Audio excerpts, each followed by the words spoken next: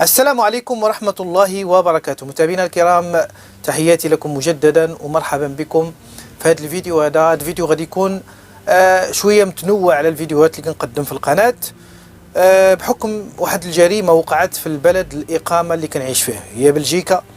فواحد الجريمة وقعت، واحد المقتل ديال واحد الفتاة مغربية، وكان عليا أنني ضروري أنني نطلع ونتكلم ونعمل فيديو. الفيديو غادي يكون فيديو توعوي ورسالة للآباء ورسالة حتى للمتابعين ديالنا بخطورة هاد المواقع التواصل الاجتماعي وهذه التطبيقات الإلكترونية اللي دخلت جميع البيوت، يعني جميع البيوت. فغادي نتكلم على هذه الجريمة اللي وقعت في بلجيكا، مقتل شابة مغربية في العمر ديالها 14 سنة، والجاني هو وحش يبلغ أكثر من 30 سنة، يعني عمر ديالو أكبر ربما 35 سنة. فالجريمة الإخوان بدأت في المواقع التواصل أو في التطبيقات أو في المواقع التواصل الاجتماعي إذا صح التعبير. والمواقع التواصل الاجتماعي انتم عارفين الخطورة ديالها، بزاف الناس ما كانوش عارفين الخطورة ديالها، ولكن الآن عدد كبير من المتابعين والمستخدمين هذه المواقع التواصل الاجتماعي الآن أصبحوا يوقنون أن المواقع التواصل الاجتماعي تشكل خطر على خصوصا على الفئات العمرية، يعني أقل من 18 سنة، فما بالك بالناس المسنين أو الشيوخ اللي كذلك يتم استغلالهم والاستدراج ديالهم في المواقع التواصل الاجتماعي والنصب والاحتيال عليهم. الآن حنايا ماشي أمام جريمة نصب أو احتيال، نحن أمام جريمة قتل.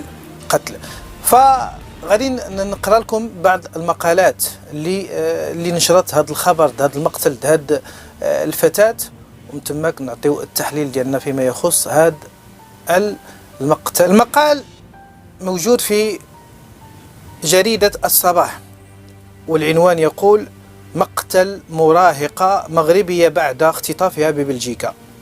اهتزت الجالية المغربية المقيمة ببلجيكا الجمعة الماضي على وقع جريمة قتل وصفت بالبشعة.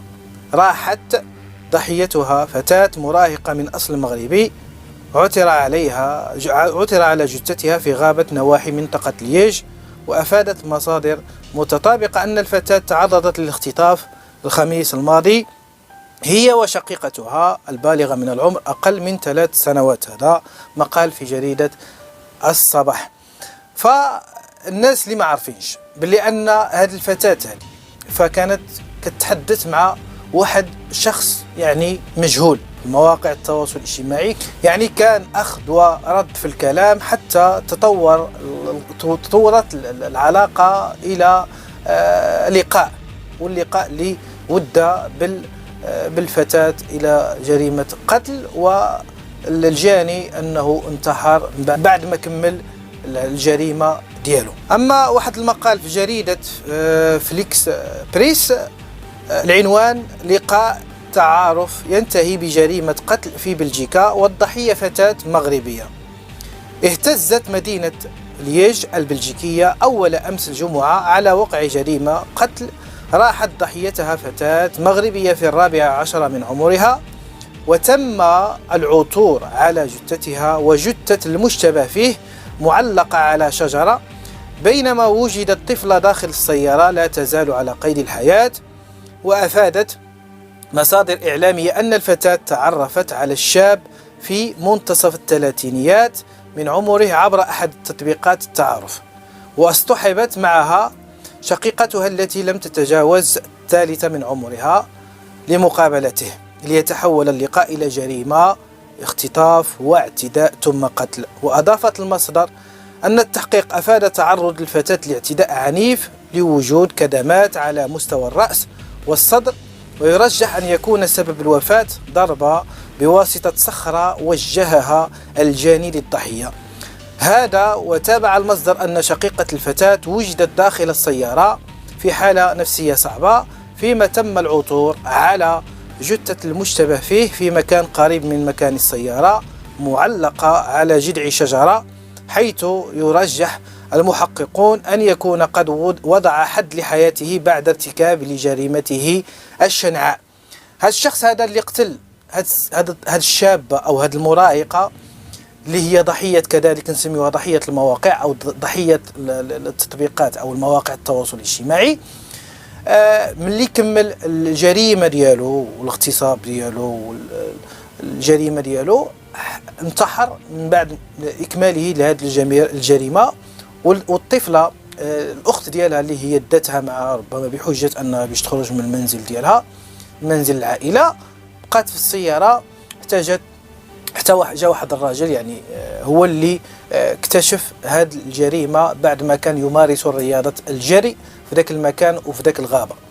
فالمواقع التواصل الاجتماعي الخوت، المواقع التواصل الاجتماعي اللي كنشوفوها الآن أصبحت يعني منصات للجرائم، يعني جرائم إلكترونية متنوعة داخل مواقع التواصل الاجتماعي، واللي كتطور إلى الواقع. وهو الواقع أن من المواقع إلى الواقع، إلى جريمة قتل واعتداء وانتحار.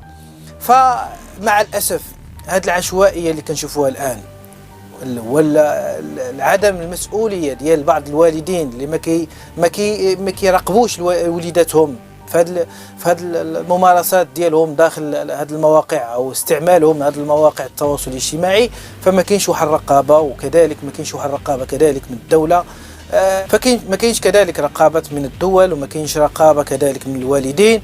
فعليها القضايا كتطور من هذه الامور هذه اللي لا تحمد عقباها. فكنتمنى هذا الفيديو هذا يكون فيديو توعوي، وكنتمنى ان الوالدين انهم كذلك انهم يخوضوا الحيطه والحذر ويراقبوا الوليدات ديالهم، التطبيقات اللي كيستعملوا هذا التيك توك، هذا السناب شات، هذه المواقع التواصل الاجتماعي كلها ضروري اننا ناخذوا الحيطه والحذر من باش ان القضيه ما تتطورش من جريمه قتل او جريمه النصب والاحتيال او جريمه من الجرائم اللي كتمارس من خلال هذه المواقع التواصل الاجتماعي اللي كيتم استدراج الضحايا ديالها للواقع اللي كتطور القضيه. حنا شفنا مقتل شابه من العمر ان في عمرها 14 سنه، واللي طورت القضيه ان الجاني كذلك انه انتحر، فجوج ضحايا خلفتهم من هذه المواقع التواصل الاجتماعي.